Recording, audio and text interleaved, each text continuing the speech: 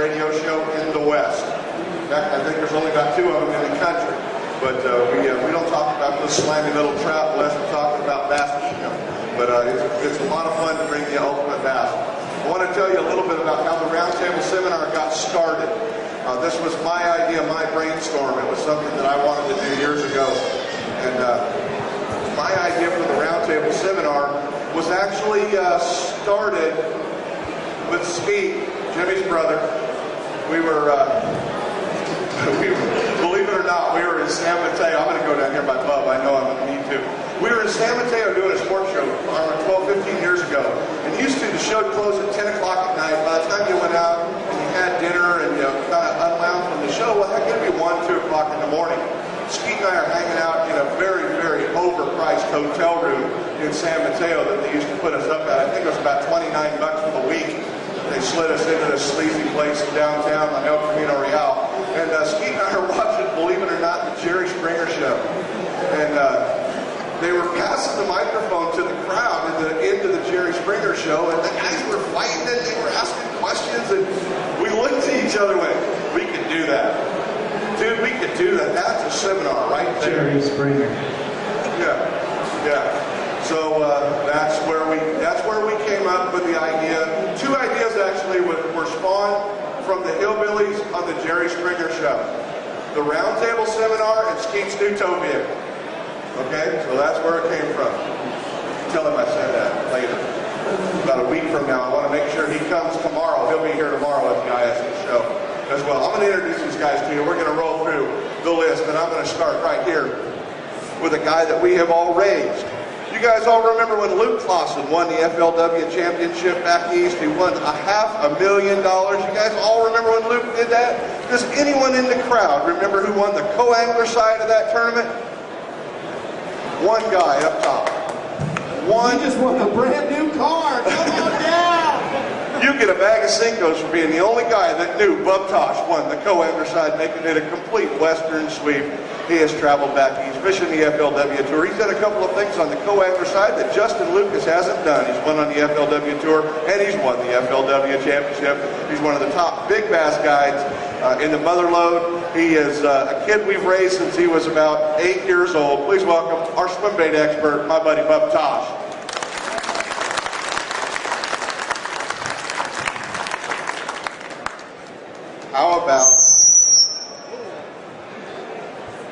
How about the 4-time BASS Delta champion and the 2008 FLW Sprint Series Angler of the Year, a guy that you saw year after year after year after year on the Bassmasters television show. Not much this guy hasn't done.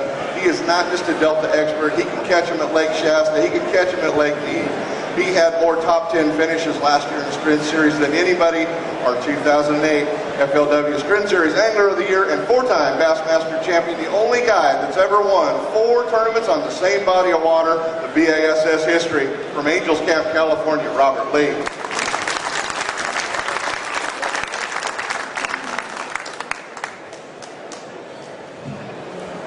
He got this shirt off of a Kevin Van Dam doll at Walmart. He's a former BASS Open champion of Lake Shasta just a few years ago, a 1 Bass champion in Clear Lake, a 3-time Bassmaster Classic qualifier. He was the only guy traveling the BASS Elite Series that held down a full-time job. Last year, he was faced with a pretty rough decision. It was an easy decision for him, but a rough decision when his wife, Bobby, became ill halfway through the BASS Elite Series. A lot of people were surprised that Greg Gutierrez pulled off the Elite Series. I got to tell you what, anybody that knew Greg Gutierrez knew exactly what he was going to do. He hooked that nitro boat up, and he hauled back to Red Bluff, California, and took care of his wife. One of the nicest guys on the circuit, my buddy from Red Bluff, California. Double G, Greg Gutierrez.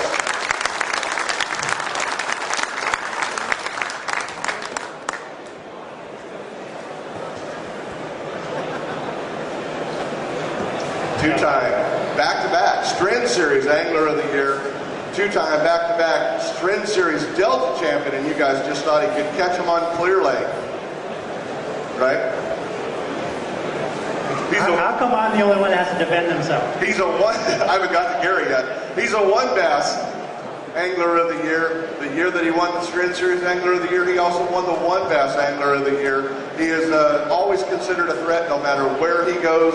He's a FLW East-West Championship qualifier. Not too much this guy hasn't done in the West.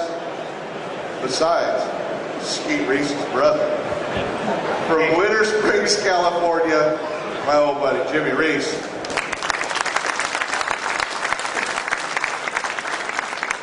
Go ahead. No, go ahead. Hey, what do you guys think of Kent's morning radio show? Is it awesome or what? Yeah! Pretty cool when we get Jimmy on the dock. One of the best interviews we ever did. Jimmy was leading the Sprint Series going into the final day at Russo's Marina. He's at the Delta. We're doing a live interview on the dock. He's literally he's in his boat. He's ready to go. And you hear him in the background call his boat number, and he goes, buddy, I gotta go. You hear the ignition go off on his Mercury, you hear the motor fire up, and he shuts the phone off, and he idles out and wins that tournament. How's that for being in the game with the guys? And I appreciate Jimmy's access. Hey, I look forward to his good luck phone call every Saturday morning. That's it. And Mike Tuck's the only one that good luck phone call doesn't work for. He's the West all-time leading money winner. He's won 39 fully rigged bass boats. He's won close to $2 million in career earnings. There's not too much he has not done in the sport of bass fishing. He has won Bass's all-time leading winner. He has won 14 events at One Bass. He's won the One Bass Western Classic 3 times. He has won the West Coast Bass Classic 3 times. I don't know how many Angler of the Year titles he's won. And just recently, he has gone into a whole new deal. Another Ranger guy just read his contract. He is... I cry too when you talk about Gary. I know. I cry too when I talk about Gary. There's not much he hasn't done, but he has started a whole new project, and you guys are going to get an opportunity. He's going to pass them around. 53 different models, 1 a week is all he asks guys at the Dobyns rods. Please welcome from Yuba City, California, the West all-time Lady Money winner, Gary Dobyns.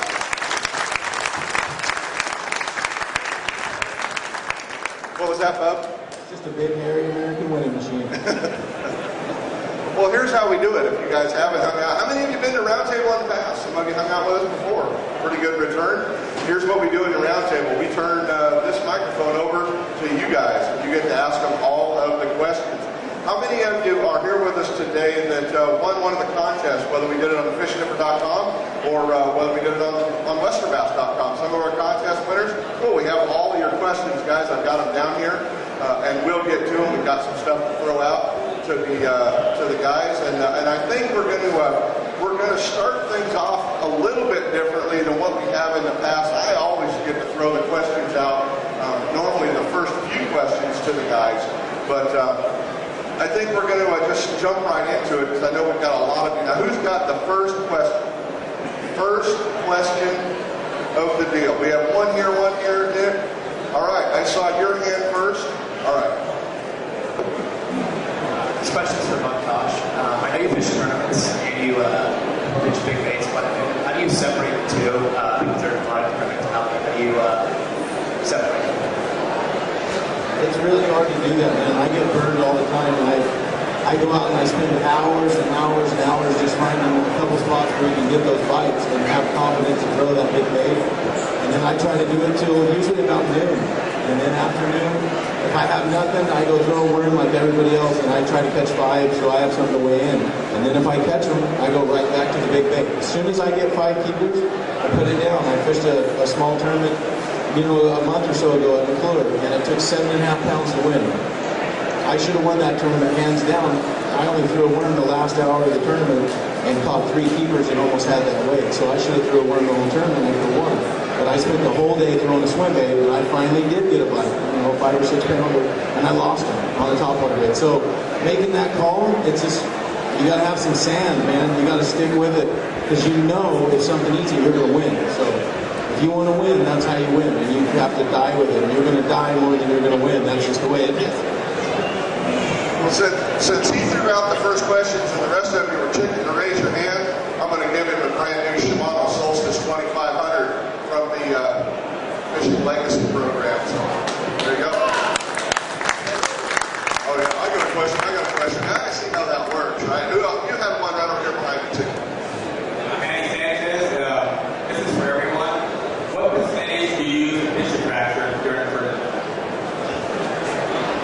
Did you get that question, Gary?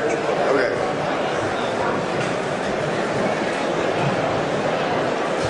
Greg, kick it off. You know, I believe in sin. I believe in what it does, the covering of bad sense and the addition of good sense. With some of the plastics that had the scent built into them, I was throwing it all the time. If I'm throwing another bait that doesn't have that built into it, I'll usually use a stick application like bass wax, something that stays for a long time that I can easily put on and keep it handy in my pocket. I think the biggest thing about attractants is if it's not easy, you don't use it. If it's too messy, you don't use it. So I stick with clean, simple, and fast. But I use it.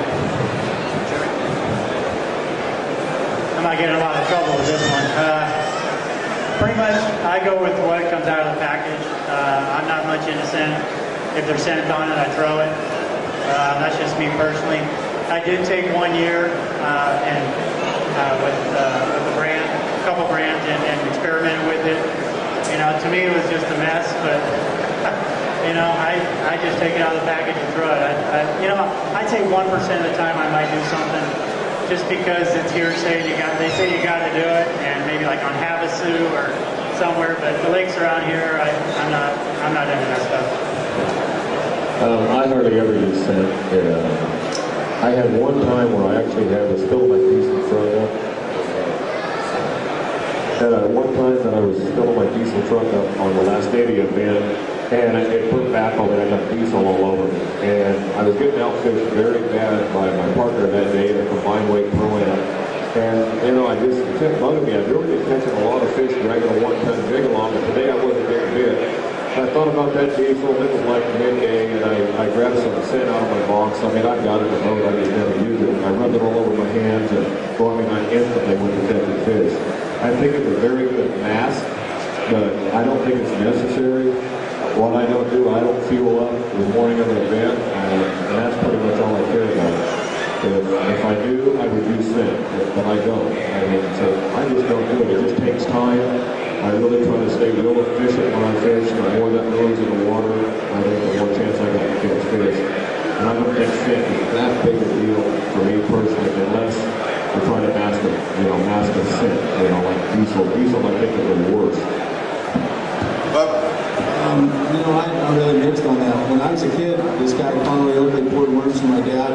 He called it hog's breath. It was like 80 weight gear oil that they put in the worms.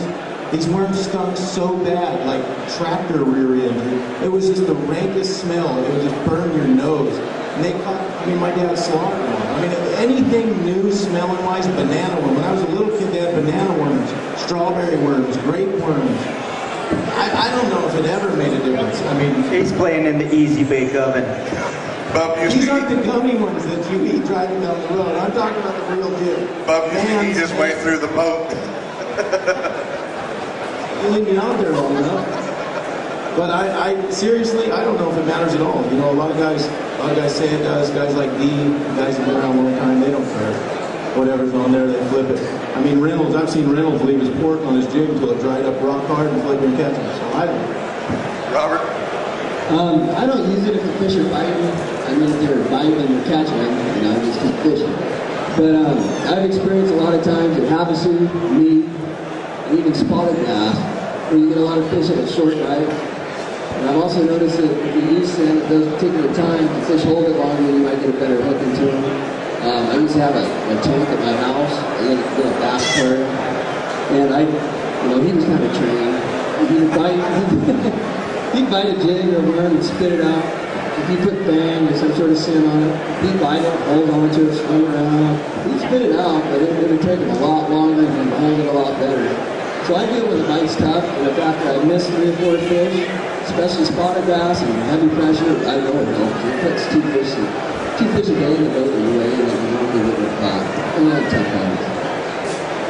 That pretty well covers it. Who's got a question? Always using somebody on the top row. When the going gets tough, what are you guys' fallback baits? Pole runner, etc. You usually find yourself falling back to. You want to answer that, Margarita Mutilator?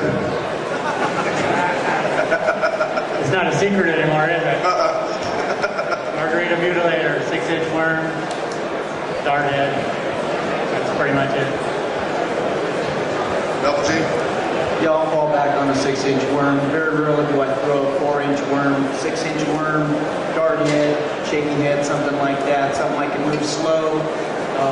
If I need to have the tail up in the air, I'll use a shaky head. If I want it pinned to the bottom, I'll use just a regular old dart head.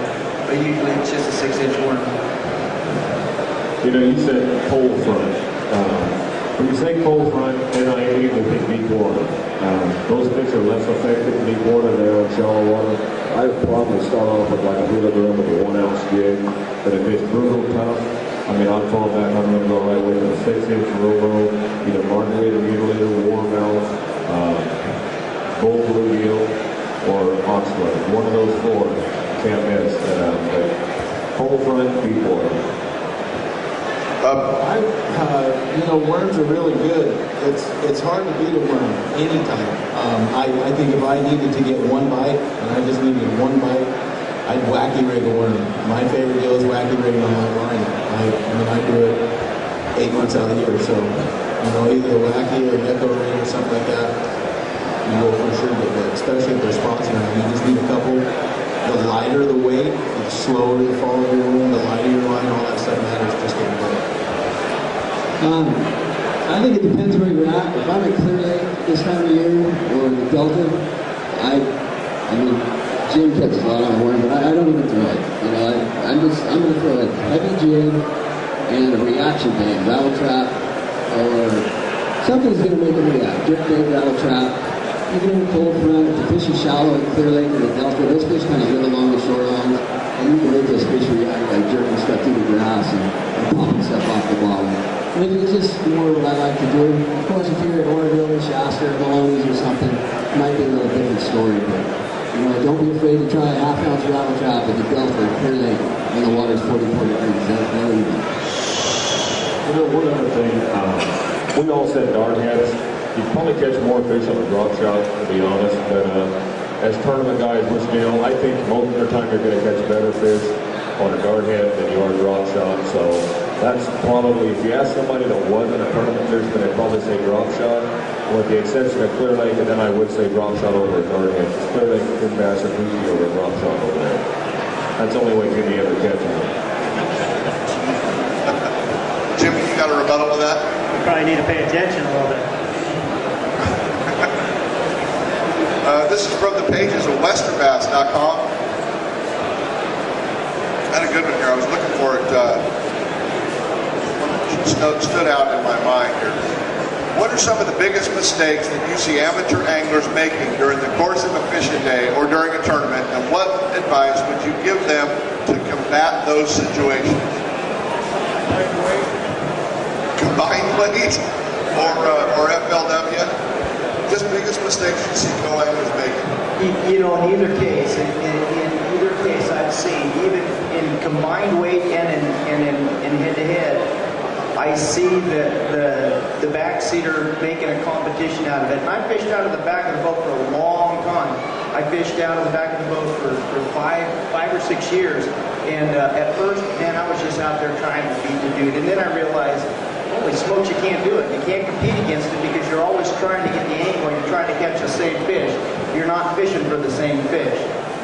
Change your mind, change the application, look back more is what I decided I would do.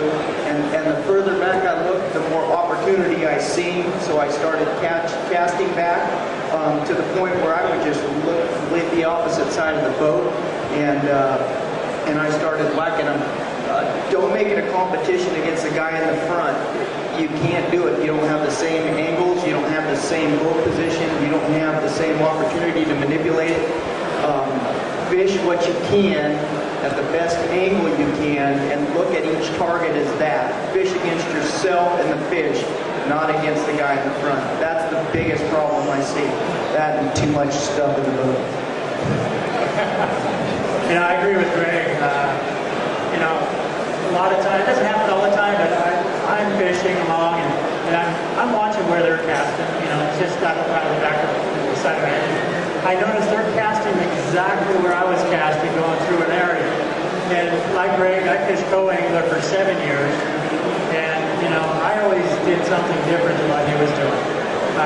There's certain times of year, like the spawning season, where they cast somewhere and they don't catch some, and you can cast the same spot, catch some fish, because maybe it just didn't react to what that person threw in there.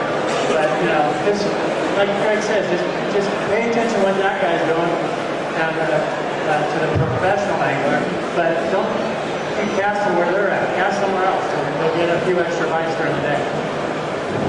I think probably the biggest thing is you don't want to try to do the same thing he's doing. I mean, if I'm throwing a frog, I'm going to catch those fish that react to a frog. You need to come back, maybe you're going to pitch a Cinco, maybe you're going to, a lot of things. I mean, I do that a lot with my partners. I'll have to throw a Cinco behind me if I'm throwing a frog. But just do something different. The fish are going to react to the bait that I'm throwing, I'm probably going to catch. I'm throwing a top water, I'll probably catch the fish, rather than the guy behind me throwing a top water. Do something completely different. Just don't do the same thing. Like for instance, if I'm dragging a jig, maybe you're going to drag a brush on a Carolina rig. Just give the fish a different look. If you're fishing for money out of the back of the boat and you're trying to win, it's really hard to say. I think guys try to talk too much and they try to make it a fun day and a lot of conversation, and then it's, if you're fishing it, you're trying to catch your own 5 fish, you're just there to catch fish. And one of the best examples is Justin Lucas. He doesn't really say much, he just shows up and catches them. He does what he wants to do out of the back of the boat, and it doesn't even matter where you go, where you stop, what goes on in the day, you're going to catch them. Now, if you're at the Delta and you draw somebody like Robert, you're going to be flipping all day. You can't be trying to talk to Robert all day and learn about Robert. You have to be focused on every tule that goes by the boat. Because let's say he's having a bad day and he decides just to not flip to that tule point right there, and he flips to this patch of grass, and you go, oh my God, I didn't even flip there. You just flip up there and catch a 5-pounder, behind one of the best flippers. Guys mentally get way focused.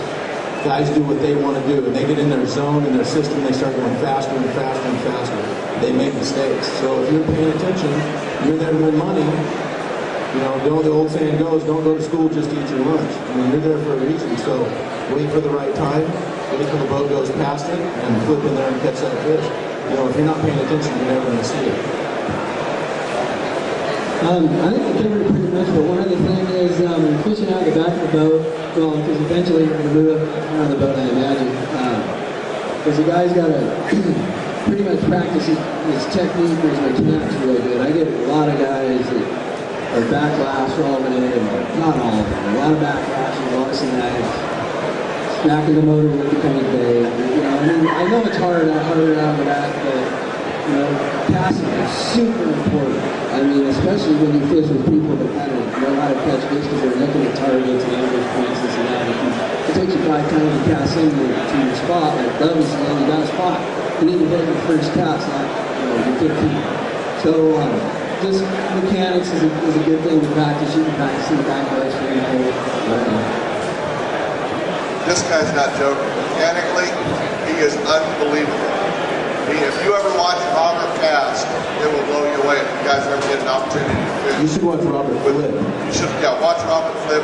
And his other uncanny ability is he's faster than any net man I've ever seen with his bare hands.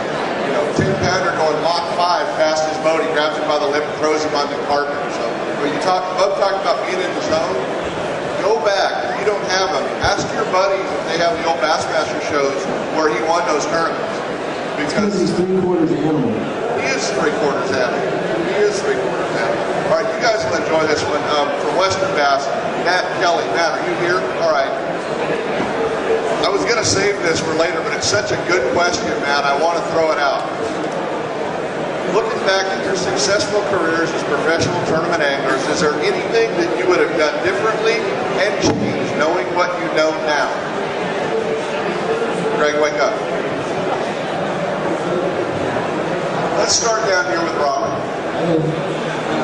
What I would have changed?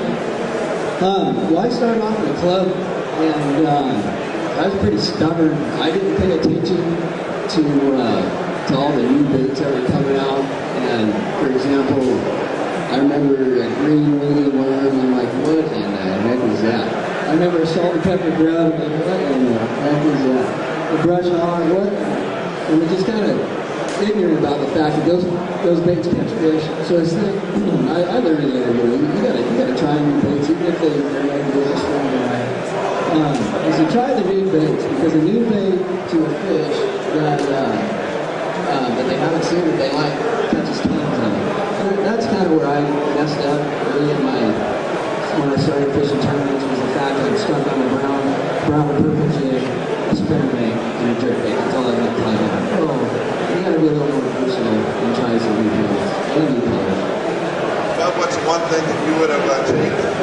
Many things that I would have done different. And I don't even want to go into that because we'll have to call the therapist and put him on speakerphone. We can put mom and dad on hold for a little while. This opens a whole new door. But no, one thing I would change is maybe keeping stuff to myself a little more. I did a lot of stuff and showed a lot of people a lot of things that, I probably could have won a lot more money or really cornered something or really had something like just done it myself. And guys either ran with it, came out with baits, and sold tons of baits and made a lot of money, or, a lot of guys started winning doing that, and it was something they only wanted to do. So I think that, keeping stuff to myself a little bit longer, maybe holding on to something. Gary? That's kind of a tough question. I mean, there's a lot of different ways to answer it. I can think I was really stubborn early on. I weighed a lot of 4-fish limits, so I didn't catch my 5th one because I fished for big fish. So a lot of times I weighed 4 fish. I let a lot of tournaments get away from me by not weighing that 5th fish. But as far as overall, I got married really young, I had kids really young, and I was trying to be pulled back east because you had to go east. You have still even today, you just about have to go east to make a career with bass fishing. And I didn't do it. It was family first. I had young kids. So I didn't. Sometimes I think about that, but I know that I could have been one of the top guys back east. I really feel like I could. The way they fish back there suits my style. I like to run and gun. I like to fish fast. I like to fish a lot of reaction baits. It's what you have to do a lot of times to succeed back east. And they're getting into more finesse and stuff now, but for years it was ruled by power fishing. Which is how I like to fish. But I still think I made the right decision. That's the only thing I've ever thought about. If I would have really gambled it hard and went back there, I could have been the Hindu hot dog back east. Where, out west, I'm a great fisherman in the west. I think I catch them back there very easy. Fish is fish. But it's probably the only thing I think about once in a while. But I refuse to sacrifice, my family to go back east to fish. What was the question? If you and Greg could pay attention down there, do you need it again, Jim? Looking back on your successful career as a professional angler, is there anything you would have done differently and changed, knowing what you know now? Maybe wore earplugs so you could hear now. I agree with Gary. This is a question you could answer in a lot of different ways, but I think, God has our plans for us. He knows what we're going to be doing. I look at all the mistakes we made throughout our career, at least my career, and every time you make a mistake, you learn from it. And that's just part of being a professional. And I wouldn't change. I don't think I'd change anything. I took a couple second place finishes to Gary. I wish I could change. I think we all have. But that's part of doing this, going out there and experiencing everything. Should have went here, should have did this, should have did that. But if you look at a lot of the tournaments that we won, I guarantee you, most of them were spontaneous decisions. Just go fishing. And so I don't know. It's hard to direct that question and answer. And as far as Gary going back and fishing Bassmasters, I did in 03, and I'm very thankful I did. And what it taught me was I'm very blessed to be out west and being with my family, my kids, and with my friends. And our opportunity out here is just as great as back there. What was that? Just joking. There's several things that I would change. One, I wish I would have started sooner. I started late. It wasn't a competition thing for me. It's just fishing, and I found that I really enjoyed that, and I had a lot of fun doing it. When I did start competing on it, in fishing events and tournaments, I wish I would have stayed more humble. It probably would have served me a lot better. When I started really getting into the competition, I wish I would have spent more time with my family than on the road out fishing and sleeping in the truck. Now, I'm just back to where I was. Fishing's fun. I love it. I go out, I have fun, I have a good time, I walk off the water, I know I've caught something. I have no regrets for what I've done lately. But if I could change some things, I would have spent more time with my family and been more humble. Guys, Greg, you've been back east. You've traveled back there above. You did the FLW deal. Are the Western anglers a tighter group of guys than the guys back east? And is there less? Tighter lip? No, just actually, that we actually kind of like each other. Yeah, for the most part. I've seen everybody get along. We chit chat, we laugh. We're sitting in each other's boat. I mean, you got Spin over there going, "This is straight. Maybe this isn't a good hook." Spin is Aaron Martin's, guys. If you didn't know who Spin is, the Spin doctor. I'll tell you one thing I learned in '03, and I was a nervous wreck going back there and fishing the tour. Like the second tournament, there was the Harris, Harris chain, and I remember just sitting in the parking lot, and it was raining, light rain, and I was out in my boat, and it was Peter T. was the boat right next to mine, and he had his crankbaits out, and so I just went over and said hi, and I'm looking at his crankbait box, and I see a bunch of rust in there, and I'm looking at my crankbait box, and I'm just comparing things, and I realized we're all the same. We're all the same. They got the opportunity, they're on TV, but we're all the same, and they're great people. Who's got a question on this side? I'll get right up to the top. We're going to move a little ways up here. No, don't move, Richard. You'll mess me all up. Clear Lake guides, they're all alike. I was just wondering if there's like one tip or technique or bit of advice that helped you take your fishing to the next level. Just being out there and just catching fish to where you actually felt like, wow, now I got it. What is it? I want you to know, that's a great question. I'm very angry at Gary Yamamoto, okay, because he came out with the Cinco, all right? Because I used to throw, Steve and I, we would throw weightless worms all the time. And we filled the bank account with weightless worms. And then the Yamamoto, the Cinco came out, and then everybody basically throwing a weightless worm, basically. Now she has 2 bags of Cinco's, Jimmy. I lost my train of thought. I did throw a weightless worm. And the Cinco's, we kept them. I remember English Choice came out. They were handing them out. And guys would tie them on, try and use them like a jerk bait. And they're going, these don't work. And I said, I'll take them. And we were throwing them out. Me and Joe Baker throw them out there and soak them. And next thing you know, there's a fish on there. What was the question was, what technique that really Or bit of advice. Right. The biggest thing for me was when I really knew that I could do it was when I was on the water and I could instinctively pick something up and turn and throw a bait and get bit and make a change. As soon as I knew I could make a change, just looking at the water, pick up a rod and catch a fish at will, it was that time when I realized mechanically my head was in it. You know what I'm saying? So lots and lots of casts, all of a sudden you can pick targets out just by scanning it and making a simple cast and you're catching fish. That was the time I knew I was making the change, and all the tips that go into just catching fish is just paying attention to what's around you. The technique for me was always a jerkbait. And I started throwing a jerkbait early on before very many anglers were really throwing that bait. And I mean, just catching it well. And I catch so many fish on it, it's just unbelievable. I mean, I got Larry Viviano sitting here in front of me, and I'll never forget the day that we went fishing. And we went up to Folsom Lake, and this was a long time ago,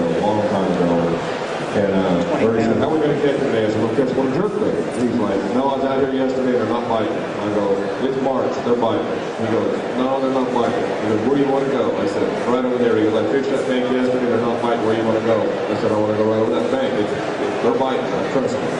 And we went over there and just, racked them up.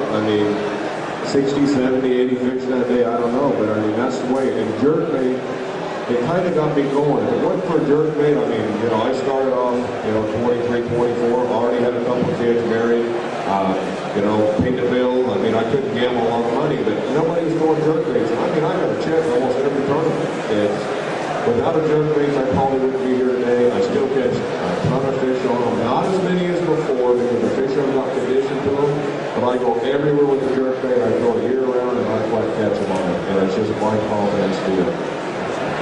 And the advancements in jerkbaits from when you started the Smithwick Rattle and Rogue, the Long A Bomber, now to the bait that's got your signature on it, the Phantom Chartreuse Shad, weighted Lucky Crab. Huge advancement in that technique and those baits. It's huge. When we first started throwing the jerkbait, the brightest, flashiest thing you could get, and I was throwing a gold clown half-ounce Rattle and Rogue and a Long A chrome stick bait. I want as much flash. Nowadays, you want something real subtle. If the weather helps you a lot. The fish get conditioned to bite to baits and techniques, and they have, but it's still a phenomenal technique. I did just do a new color with Lucky Crab called Phantom Chartreuse Shad. It's a real subtle color for these bright, clear days, and it's awesome. I think it'll be by far the #1 seller as far as colors in the West this year, and probably in the whole United States. Bit of advice or technique, Bub? I've always fished, and I always fished out the back of the boat, and I had a really good teacher.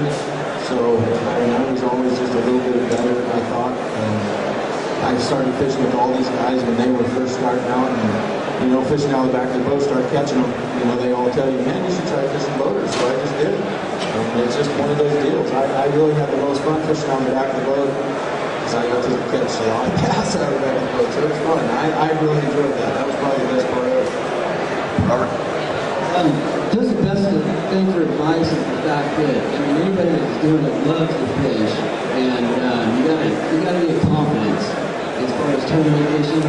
You can go 5 hours without a bite, and then in 3 hours you catch a few fish when you're in the tournament. But you have to remain confident through that lull time, and then you do start getting bit, and then it's at the boat, your line's retied, you catch the fish, and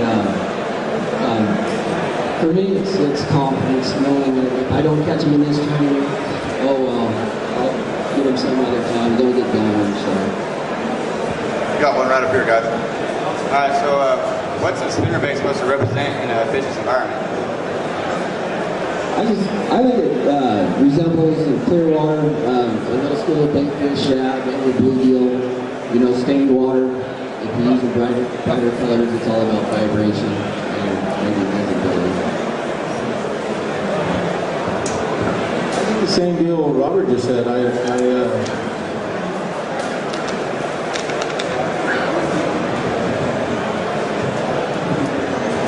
think that the sink or the spinnerbait is a shad deal. You can get any color spinnerbait you want: bluegill, shiner, blueback herring. Rainbow trout spinnerbait. It just represents something that swims, and it's a lot of flash. They come to it. Sometimes they get real curious, and they want to come to it. Dirty water, they just feel it in their lateral line. They can just feel that thing coming by, and they see a little flash, and they just grab it. The spinnerbait is one of my other really, really strong baits. I throw a jerkbait and spinnerbait a lot. I catch better quality fish a lot of times on a spinnerbait. Especially in the spotted bass. If I catch on a spinnerbait, I'm going to throw it. I let watercolor dictate as far as the bait choice. And a lot of times, it just looks like a couple of shad, a school of shad swimming. It just represents a bait fish. I don't drag them on the bottom for a broad imitation.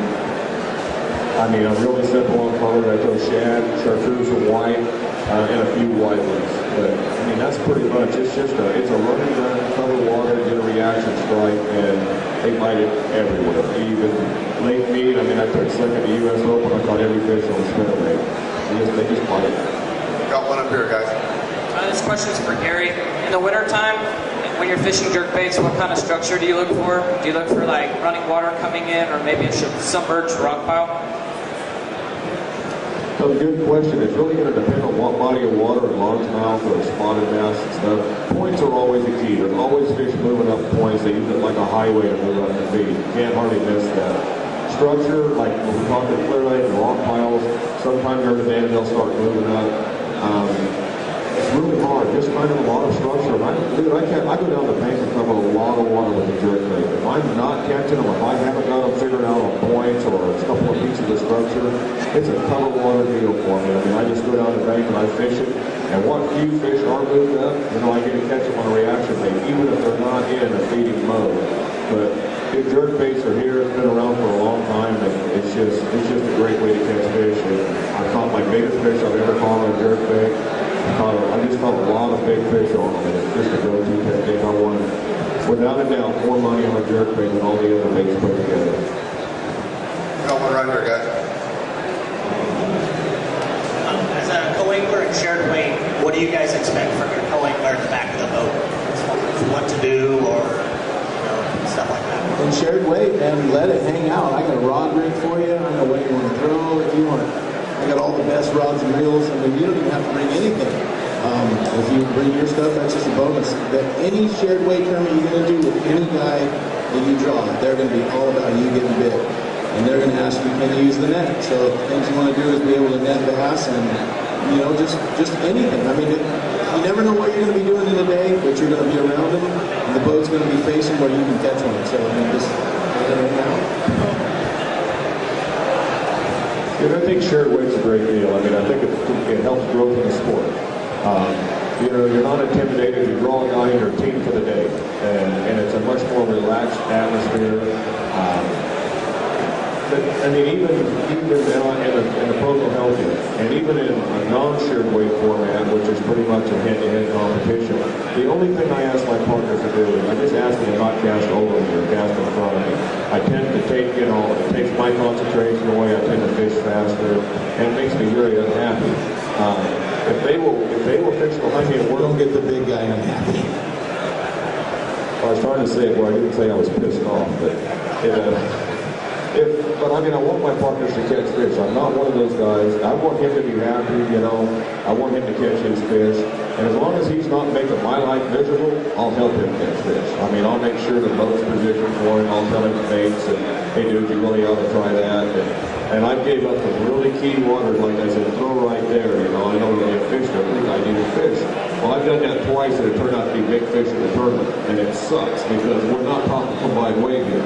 I just ask guys not to throw in front of me and not to push me, farther than faster than I want to fish. Was a question? You couldn't hear it? What do you expect from your co-angler shared weight tournament? I think that monody makes you go deaf. Yeah. All right. So basically, the shared weight. I enjoy the shared weight, and always have. Fishing the back of the boat for 7 years, and most of it was shared weight, not all the time, but it was kind of nice. There was no pressure. I mean, it was fun. I realized what it was like fishing back there. So, when it's shared weight, I kind of figure out where they're at fishing-wise within the first hour, and I'll let them be aggressive. Pretty much all let them be aggressive. But again, like Gary said, they're not going to cast for primary. No need to, but I'll point things out. So I think it's a great format. I like the shared weight also. I do like going head-to-head. There's pros and cons to everything. What do I expect from a shared weight partner? Is a little bit of patience, an open mind, and be honest with your skills and ability. If you're going to go out there and you're just going out to have a fun day, go out and have a fun day. I had one guy come up and say, I've never fished a tournament. I really don't know anything about bass fishing. You mind if I take a nap? And it was, yeah, I got a pillow. But be honest about it, because if you're not prepared or you don't have the equipment, if I turn around and go, do you have a flipping stick? because I have like 5 of them sitting over there. You go, yeah, I got something good enough. I'm going to turn around and look at you and go, do you have a flipping stick? I want an answer, so that, because if we go in there in a shared weight, we walk in with a medium action rod that's 6'6" and 12-pound test, and I'm going in with 20-pound test and with some heavy wood, you're probably to have an accident. I would rather have me have that fish on than you with that kind of weight. When you burn that fish, it affects us both. Be honest, be prepared, and just be flexible. Robert? I don't necessarily like shared weight. I help my partners on the separate weights anyway. I want them to catch fish. If they're catching fish, I should be catching some fish too, So on the ones that aren't shared weight, I help my partners. I give them advice. Tell them to try different colors, different bait, kind of show them different angles that they're missing. So, if he starts catching a few fish on something I told him, because I know it might work, that just help me out. Maybe I give you another bait use for the next day. And I don't like shared weight because of the fact that I've lost too many tournaments with the shared weight program, the amateurs catching big fish out of the back of the boat. It just rubbed me wrong. So it's a bad experience, I guess. But they're always Jimmy's co-anglers. So that's like, sometimes they were, sometimes they weren't. They were other people. No, I'm kidding. But anyway, I like to help my partners because I try to use them as a tool to help me later in the tournament, and it helps them win too.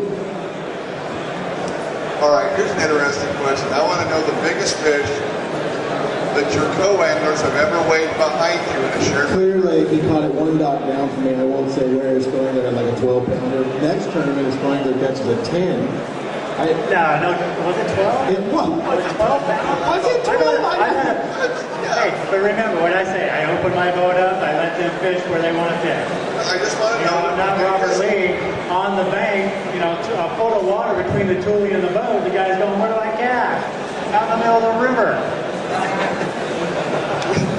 We probably do need to recognize Larry Viviano, the founder of West Coast Bass. And, Larry was the founder and originator of the shared weight tournaments, and he's bringing West Coast Bass back next year. And it was a great place that a lot of us got our starts. And he's bringing West Coast Bass back, and it will be a shared weight tournament.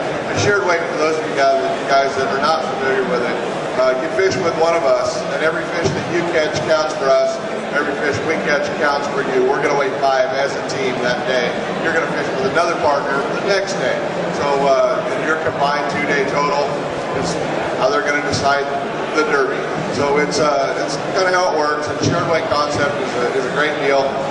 It's a lot of fun, and a lot of us have kind of come up through that.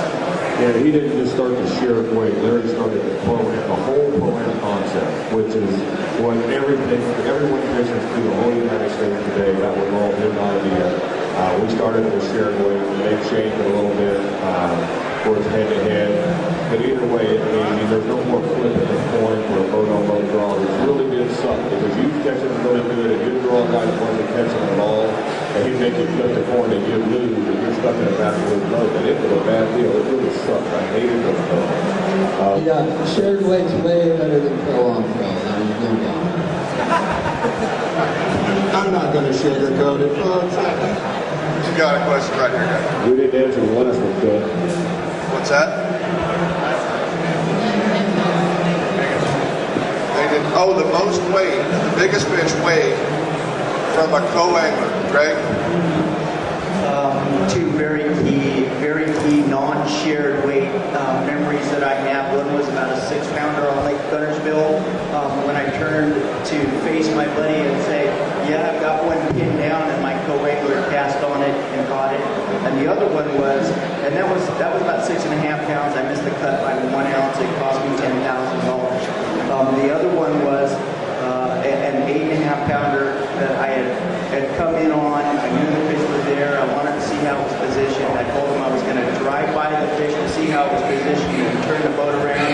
I went by it. As I turned around to put my foot on the trolling motor, he cast back and caught it. So, there's a couple of memories for you. Love that non-shared weight. Biggest fish you've had in a shared weight tournament caught in a shared weight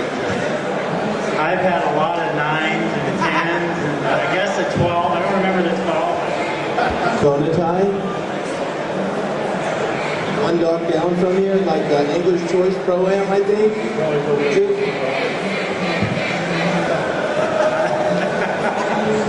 It broke my heart to watch that guy catch that fish. I was almost crying. I was like, man, come on. I don't remember that one. That's funny.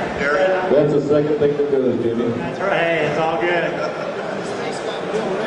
I think Mona B kind of affects his hearing and his memory. He spent that money. I know my dosage. All right, Gary, biggest one you ever had caught in shared weight? Well, first of all, I've been fishing a lot longer than these guys have on those things, but I had 2 partners catch 10s.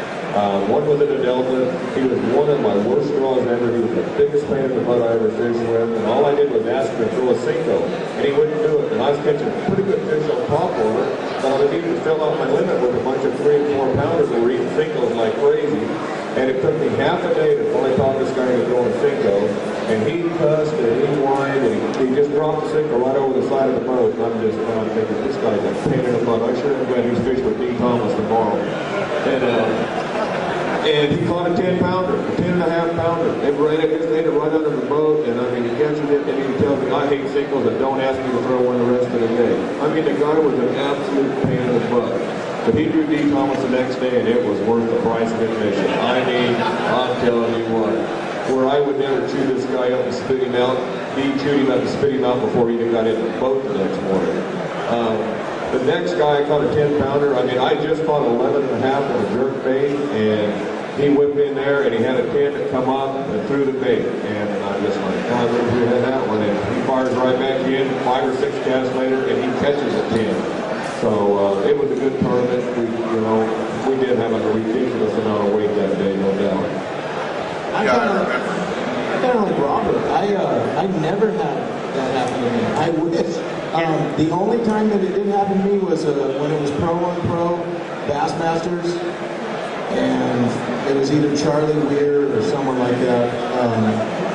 When the zipper worm first came out, and I was flipping a zipper in a big break, black grade, and he's like, dude, all morning I'm just crushing him. And I thought, I had 18, 19 pounds, that was a good day then, so I was like, sure, yeah, they're in the side of that duffel bag in the floors. We were in his boat, he flipped me from the boat, because I was a young kid. But I had my own bass boat, and I was ready to go, so he flips me, we go out, I stroke him all day, I loan him 1 zipper worm. Stands up on the back deck of the boat, puts it on, flips it out to the tulies, and I've just been circling for a half hour, and catch the tip down. You remember zipper worms, don't you? Oh yeah, I've had I do have one. It was at West Coast Bass at Lake Don Pedro. I was leading the tournament by a whole bunch. I just looked kid, I was all nervous and fouled up. And I go run upriver, and I catch 2 5-pounders on a spinnerbait. So I'm fishing for hours, and all I had was a spinnerbait, jig, and a jerkbait. And I couldn't get bit, couldn't catch fish. I didn't even have any of those worms. I had Gene bushholes. And he turned the spinnerbait out back the other way, about 5.5 pounds. I weighed 3 fish or 18 pounds, and 24th Thursday, won the tournament. Without that fish that Gene caught that day, it would have been real close whether I won or not. I still might not have won, but that's the other deal. So I've got to tell a story about a co-angler at Lake Don Pedro. This guy shows up, and he looked like he was the drummer for Motley Crue to start with. It's his first bass tournament. He knows nobody. It's a West Coast bass event, Lake Don Pedro. Day 1, he draws Gary Dobyns. Day 2, he draws Robert Lee. And he says, and I quote, I hate hillbillies. And we said, congratulations, you just drew 2 of our biggest ones. Was it rednecks? I hate rednecks. Yeah. Tell him, Gary, you just drew the I thought the guy was just a joke. I thought, everybody called me a redneck. And I said, oh boy, and he goes, I said something smart to him, and I said, dude, I'm not one of the rednecks, I'm the redneck. And he's like, oh Jesus Christ, this is gonna suck, this is gonna be a horrible day. And then I realized this guy was serious.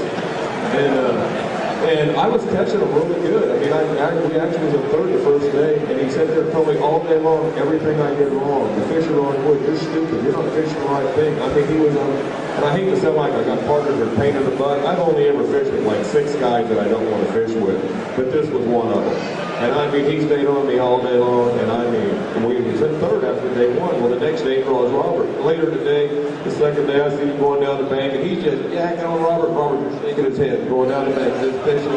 We come in, and he comes in, and he walks up, and there's a whole big crowd that's standing there, and Kent was there, and I was telling him, this guy was a nightmare to fish with. And he goes, you know, dude, you didn't know what was going on, and you really sucked. But let me tell you what, that Robert Lee, that guy don't have a clue. He shouldn't even be carrying a fishing pole. And Kent turns and he goes, no, he just won like 4 Bassmaster tournaments on the double. It was luck. That guy sucks. Now, which one of you guys has caught the largest bass? What did you catch it on, and where did you catch it? Jimmy, you don't have, I know you don't move very hard. I'm still in the 10-pound club. This will be interesting. Okay, Jimmy's got a 10-pounder. Where'd you catch it? I've gotten 12 of them on Clear Lake, and everything frog. Most of them are frog. He's netted 14. He's caught 12. Yeah, I did net a 14.23. My buddy, it's in his living room on his wall. He rubs it in every time. Biggest bass, Double G. Where'd you catch it? What'd you catch it on? I got an 11 and a half on a swim bait, Clear Lake, out in front of one of them creeks. I don't know the names of them. No, you don't. I've got a, not my way, the one, something, but I got a 10-pounder in, I got another 11.4 and a 1 bass in Pirates Cove on Clear Lake. I remember that. Let's see, something else. Where was it? There's a couple others, but they're all in Clear Lake. 11 and a half is the biggest bass. I do have a 25.5-pound peacock bass if that counts. Top water. No, it doesn't. Ish tried to throw those out in San Mateo. In Brazil. Yeah, they don't count. Gary? My best fish is 1282, color on the jerkbait. I've never broke. I've always wanted to catch a 13. I've caught 3 over 12, never broke a 13. 2 of those were on the rip bait, and I've caught numerous, 10s or 11s, but a lot of rip bait fish, a few top water fish. Actually, quite a few spinnerbait fish too. The 1282 was kind of special. The double hookup in a tournament with my son that was, I don't know how old he was, 7 or 8 years old. He had a 5-pound smallmouth. We doubled over 1282 black and a 5+ smallie at the same time. And he must have seen it jump, because when I set up, I called for the net, and he goes, no, Dad, you get the net. I got a 5-pound smallmouth. And so he'd already seen the fish. And I am hard of hearing. I didn't hear it jumping. So I turned around, and this one I got just leaving. So I backed the drag off, and I told Richard, fight it over here. I netted it, 5-pound smallmouth, and I said, just unhook it, bite your line, leave the bait in the net. Let's go see if I've got a carp foul hook or what I got on, and it was a 1282 black. We had enough weight in those 2 fish to win the tournament. We did have a really solid limit to go with it. Folsom Lake, I caught 2 over 12 out of Folsom. I got a 12 out of Clear Lake. Well, biggest one. Where'd you catch it? Dude, I've caught, I know that sounds crazy, but I've caught so many times. The biggest one's 16 and a half, 17 pounds at El Pedro. I've hooked 2 at Pedro that were 20-pound plus fish. I've got one of them to the boat, and the little guy who's fishing with Bill Allen, this fish literally worked him, broke his net down, had him on his knees. He's screaming, I'm screaming. It was violent. It was a 20-pounder for sure. I know a couple guys that have caught 16 and 17 pounders. I've caught a lot of them over 50. I know that. All at Pedro. The biggest one I ever caught in the tournament was 1291 on a half-ounce red rattle trap at the Delta in the English Choice program. The biggest fish I've caught is, I don't know what it is. I've caught several that I don't carry a scale on the boat. Just fishing I caught at the Delta. The biggest one I had caught was, believe it or not, on the Cinco. I go, man, what is this thing? I'm going to try it. Threw it out there, hit the water, and it started boiling. Oh boy, one grabbed it pretty quick, It really grabbed the fish that way. I set the hook on it. It was 12 to 13 pounds at the Delta, probably the biggest one I caught. In the tournament, my biggest one was 1190 something in a Wombass tournament with Clear Lake on a jerkbait. My biggest was 1213, 1983 in Clear Lake. It was West Coast Bass record for 7 years.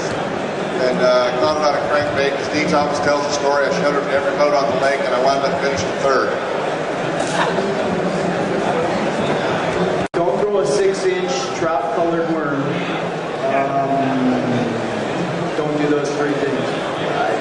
Take a look at what the fish are. You know, Shasta has a lot of big fish in it. I mean, I've caught some monster spotted bass out of there. But right now, the swim bait thing is in, and they're eating it. But they will always eat a jig, and there will always be good fish that will eat a jig.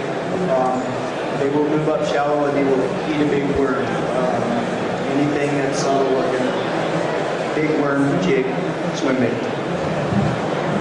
Got a question from westernbass.com. Jay Cruz, is Jay here? Down there on the end. I'm going to use one of your questions, because Dobyns, I think, on the other one might go on for about an hour and a half. But we might even throw them both out. First, what do you think is the greatest innovation since you have started bass fishing competitively that has leveled the playing field? The best innovation? Is that unanimous, guys? Cinco? Senkos and swim baits, yeah. Yeah. All right, well, we'll throw a second question out. You might want to leave, Vivian. Considering that our economy is in the tank, what would you propose tournament organization, large or small, do to retain and attract new tournament anglers? Have a lot of money. Just stick it out. I mean, you have to keep advertising, promote, get your tournaments going. I mean, radio advertising works really well. I think so. Ultimate Bass. How about that? Any kind of advertisement. And again, fishing now is semi-pro. Everything is semi-pro. Everything's gotten away from being a pro bass fisherman. And now everybody thinks it's so hard to be a pro. It costs so much money. And, I'm just going to buy a boat and be a semi-pro. Well, that kind of ruined it for everybody. And I think that I'm really not liking all the semi-pro stuff. And I hope that the pro-am, the shared weight comes back and it starts over like that and gets better, because it's really down now and it needs something better. So that worked before, and I think we should try that. I got two different ways. One is, some of the tournament organizations make so much money off of sponsors, it's unbelievable. And yet, we end up fishing for our own money. They make so much money off of sponsors, we shouldn't even be fishing for our own money. We should be, so like some of the other sports, where we don't even have to pay an entry fee, we pay a minor entry fee. We should be fishing for a lot of some of the sponsors on this. Because some of these organizations it's ridiculous the amount of money they make off of sponsors. The fishermen don't see it.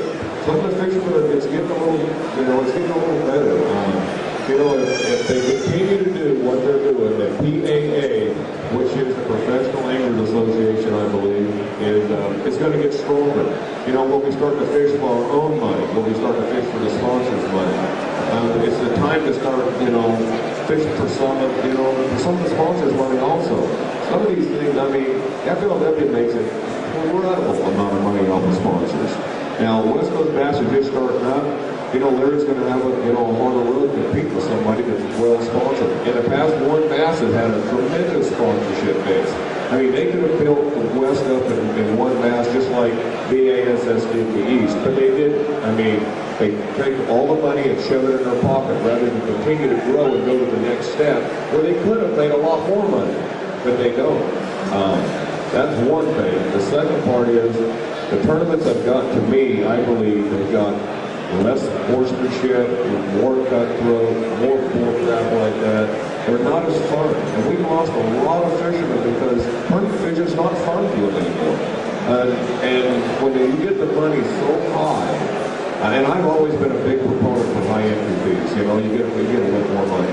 But along the way, it's just, we're losing anglers, we're not getting enough new blood in. It's the same old guys, and I think you got to put some fun back into it. In the old days, a lot of the wives and kids came to the events. Now it's not. It's fishermen trying to save money for the really good money. It's much more cutthroat. The whole ego deal. Like, guys think if they win one tournament that they're going to have sponsors throwing dollar bills at them like crazy. It's really not like that at all. Getting sponsorships, especially paying sponsorships, is almost impossible. But anyway, put more fun back into the sport and have some of the big circuits start putting some of their sponsor dollars back into the fishing. Well, I'm going to send BDO to your house. Yeah. You know, All right, Greg. there's a couple of things I look at it, and it is a business.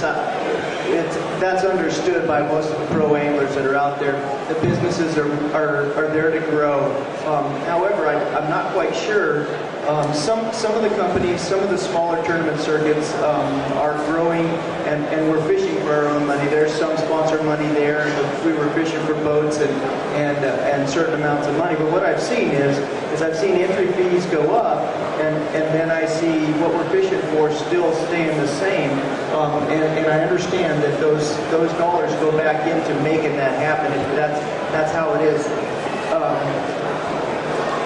You guys are providing the venue for us to compete for that dollar. However, when I see a business build a tournament circuit up and then sell sponsorship to be able to air and market on television and then sell a show while the anglers still fish for their same money and the company keeps making more money towards the end, I see that as just a bunch of dancing chickens out there. That's what we're doing. We're dancing for our own money while they get bigger.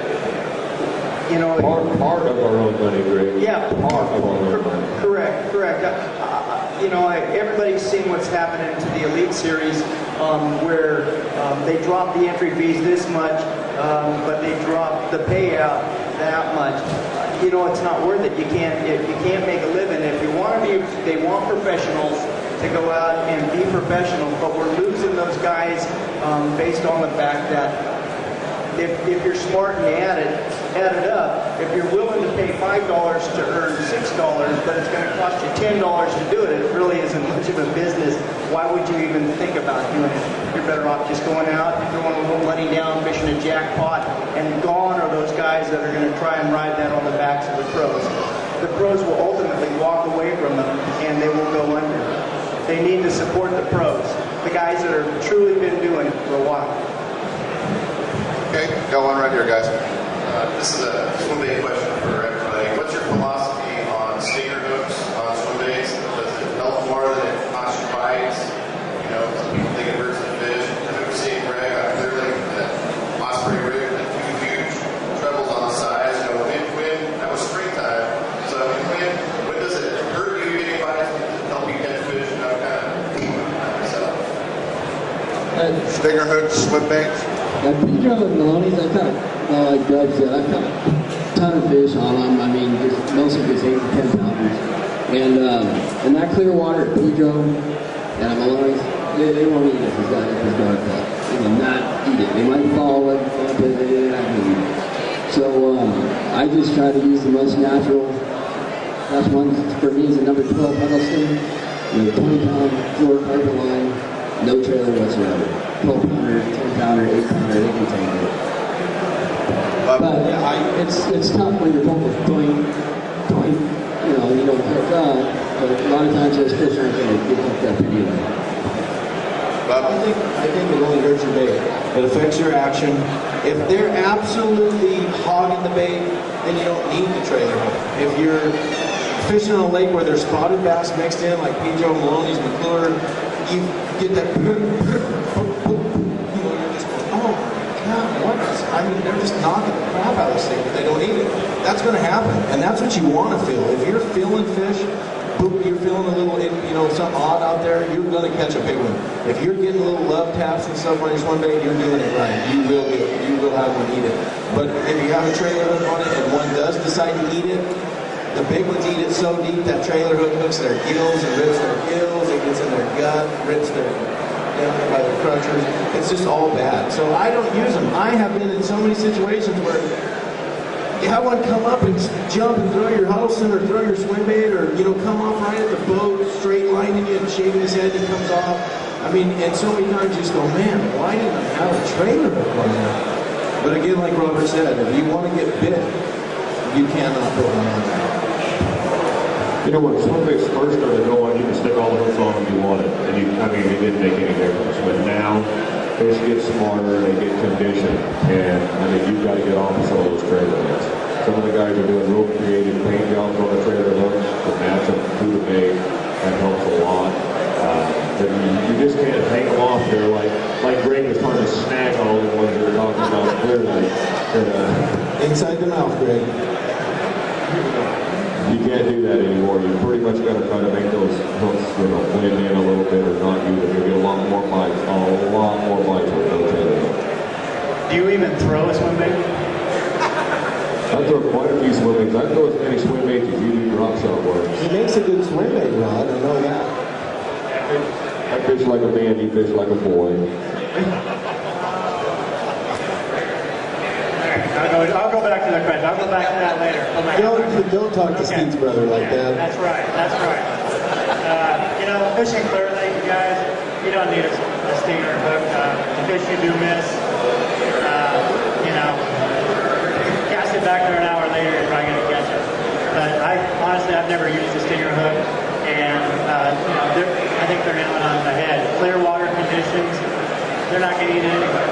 But Clear Lake, there's a lot of time where you do get algae and you get a different, you can see a foot, the visibility is just not good, and you might be able to get away with a stinger hook. So if you want to do that, fine, you can try it. But clear water conditions, I always put it on there. And, Clear Lake, they eat it. They eat it or they don't. I had a rig set up. It was a harness set up where I had the two trebles onto the side.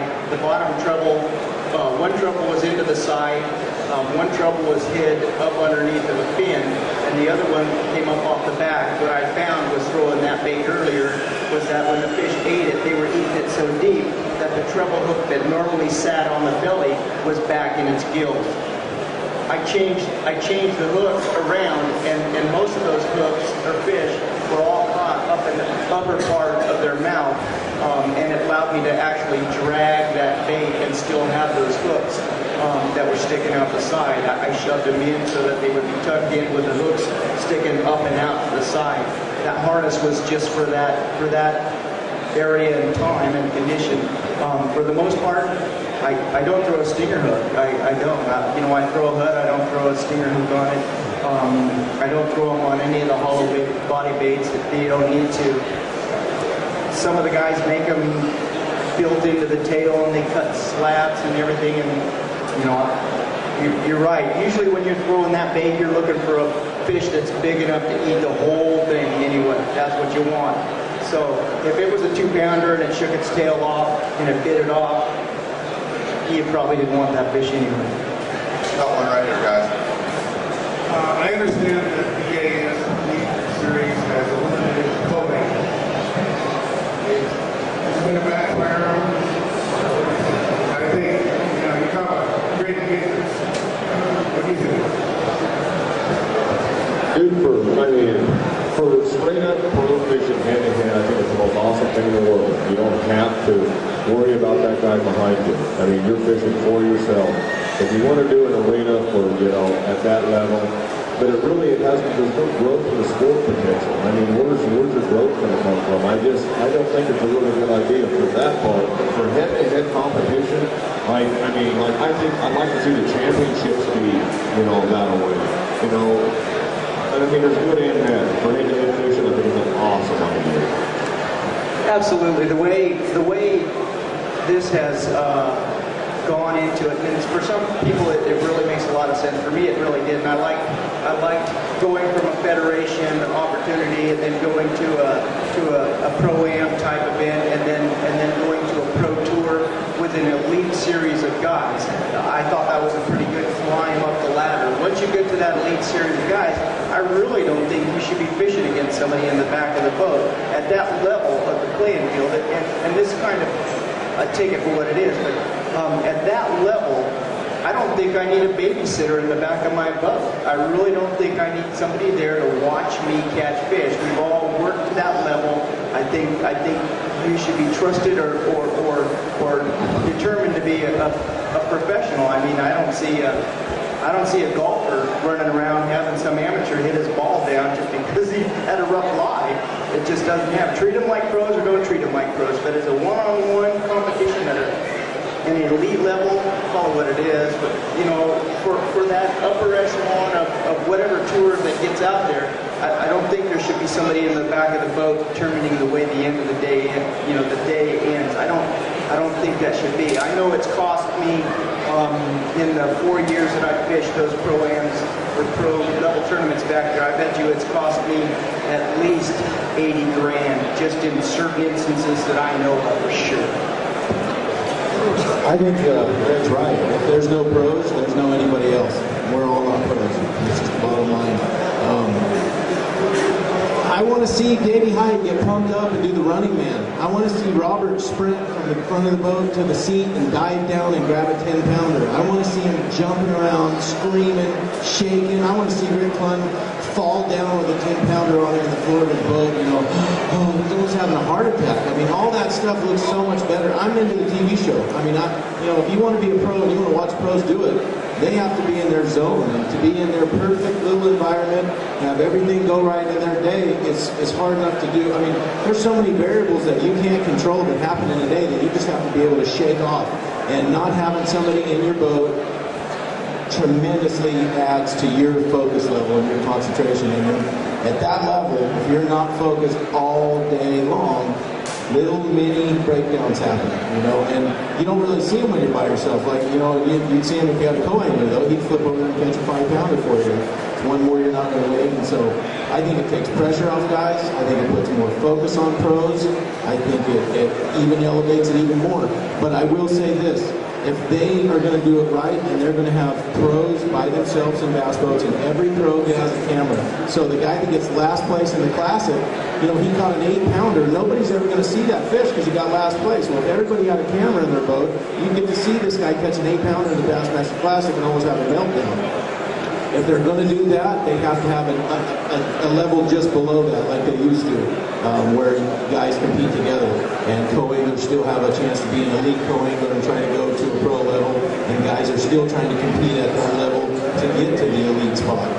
There has to be a system of levels, a check system for that. And I'm all for the pro being by himself. You know, I'm all for him doing his thing on his leg and seeing what he's got.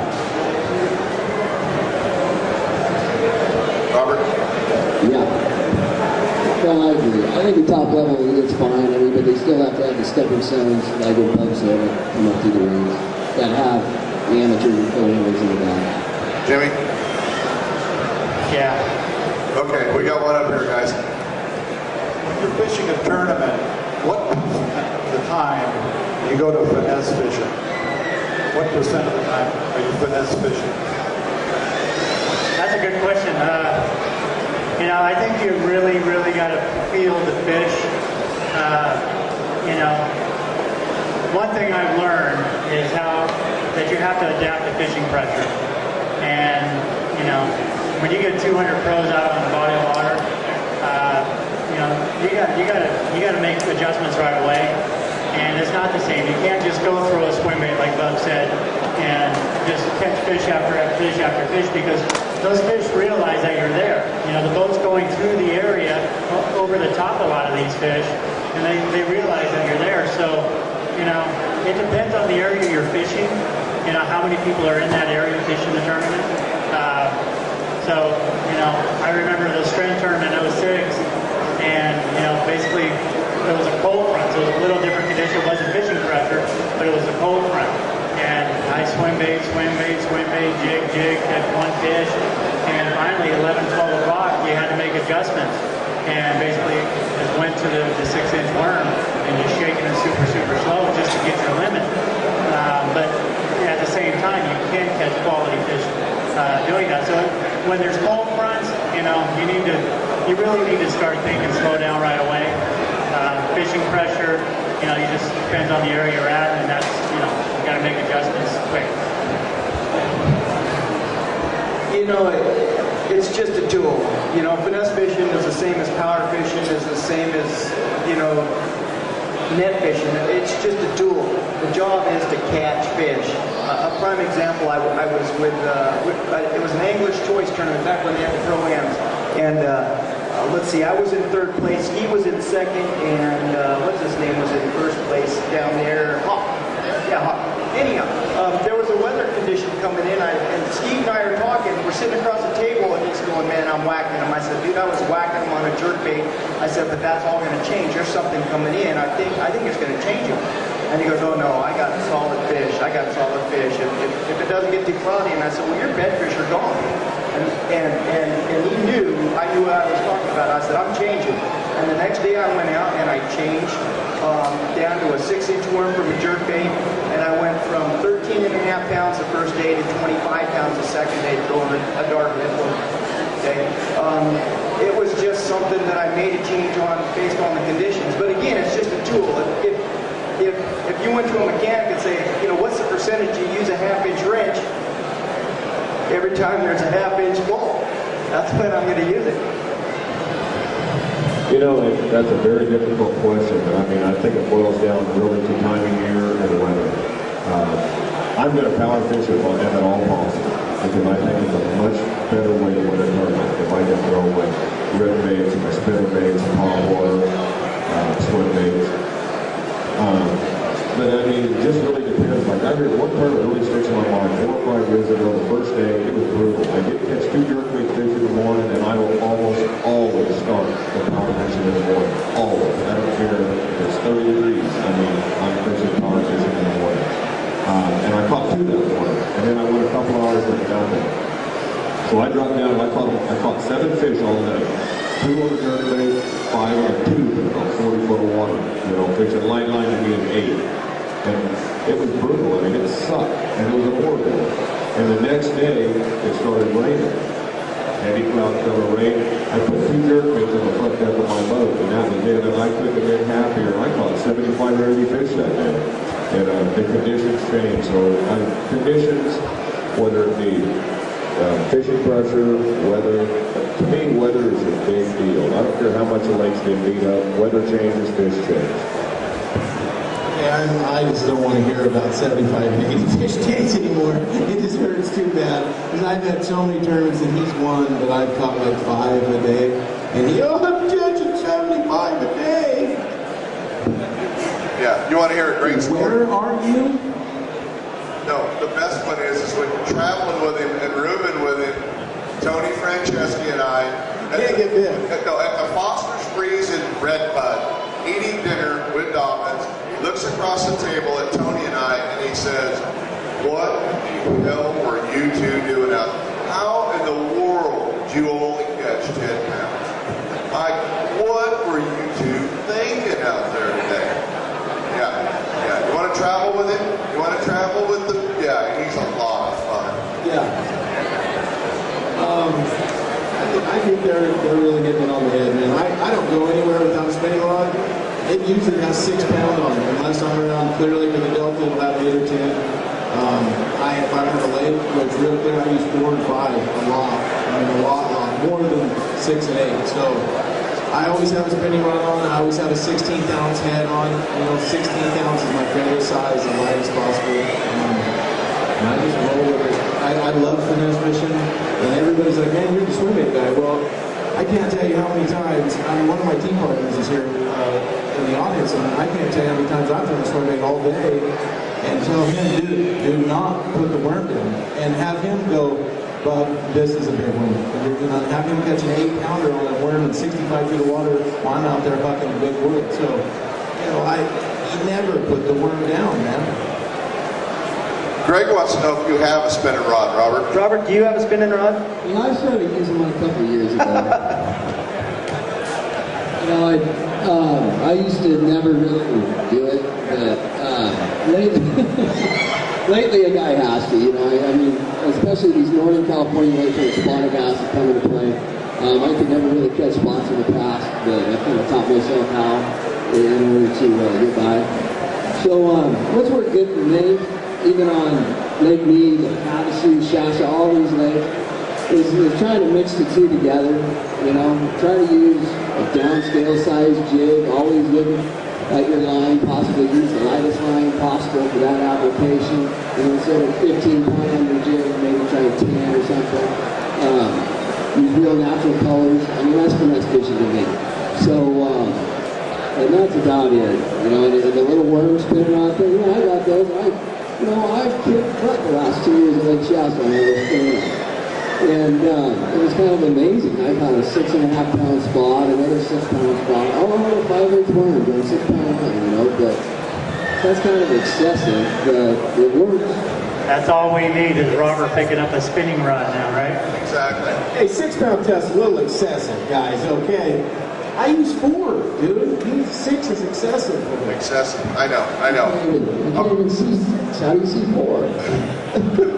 Right. When you guys are not fishing, what do? I own a construction business. I work in construction. We tile. Me and Buddy just started a tile business called Tile It. I have a bait company coming out, Paycheck Baits. I got a couple swim baits coming out. My main one that I designed is called First Place. It's a bad boy, man. I'm telling you, it'll be out in a couple months. A lot of tournament tackle. Not, everything that I'm going to have is specialized, extremely. If you pick up one of my jigs, all you got to do is put a trailer on. That's it. You never have. Everything that I'm going to sell is going to be ready for a tournament. So it's not going to be a lot of products. It's going to be quality, and that's what I do. I take my little girl fishing a lot. I hang out with her a lot. Having kids is something I didn't really see doing that early, and I kind of got out of bass fishing competitively because of that. And I have so much fun. So now I'm kind of thinking, the tackle industry, tile business, granite, marble, whatever, whatever you got to do. Gary? Well, I love to hunt.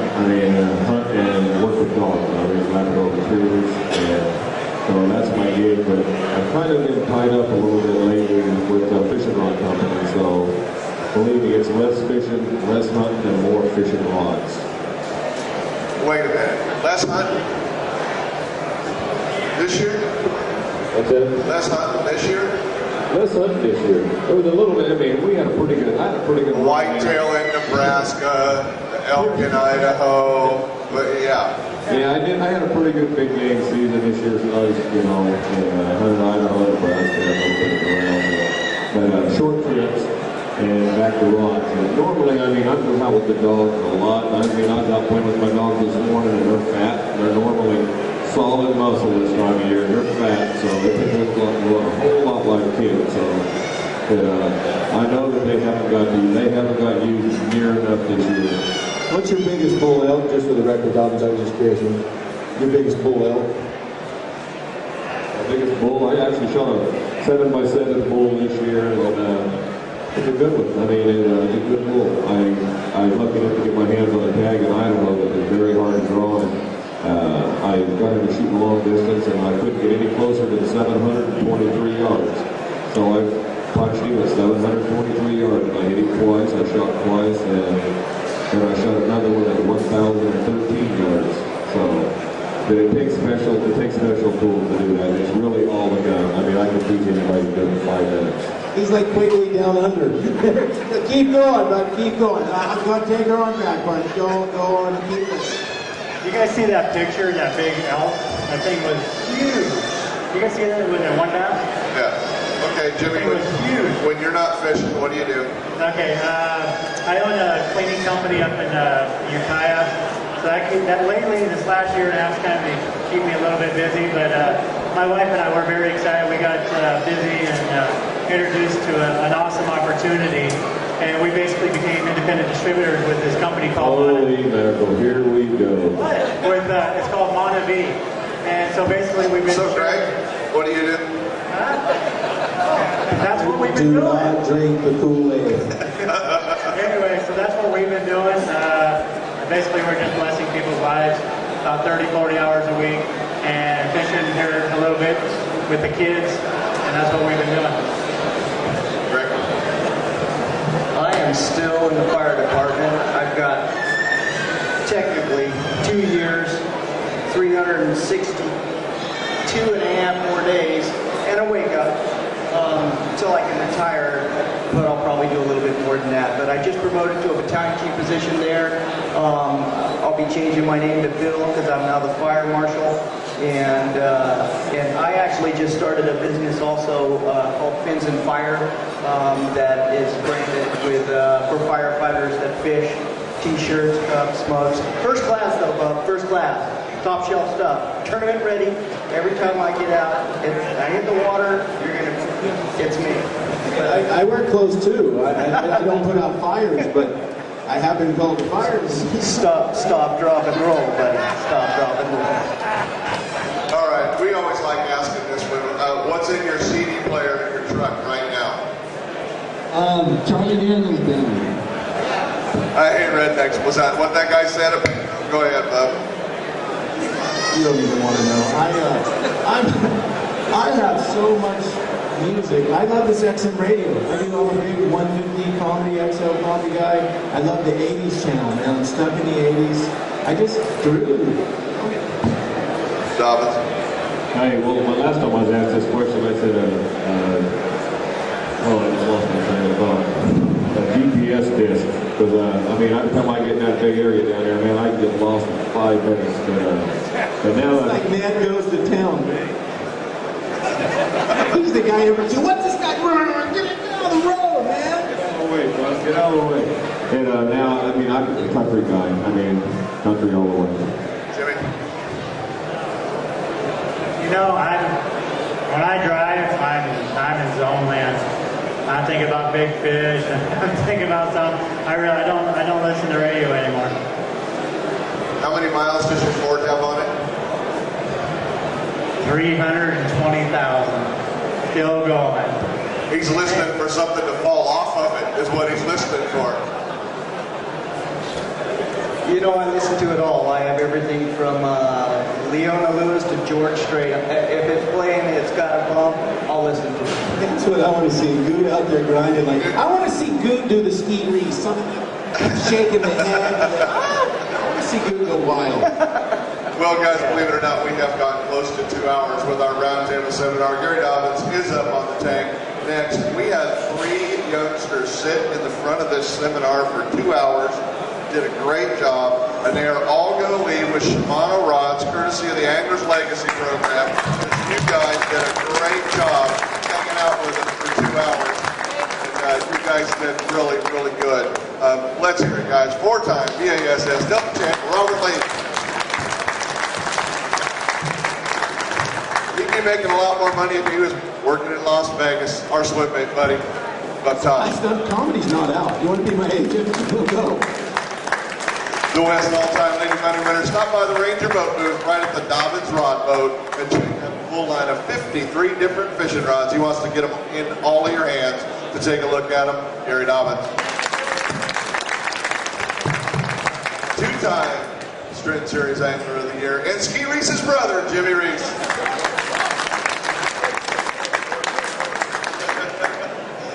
Double G, one of the best guys on tour, one of my buddies. And 3-time Bassmaster Classic qualifier, Greg Gutierrez. We want to thank the Yamamoto Bait Company.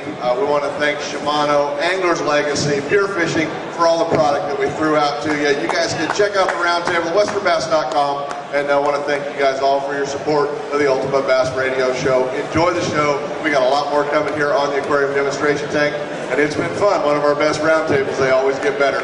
Thank you guys. Enjoy your day here at the ISE.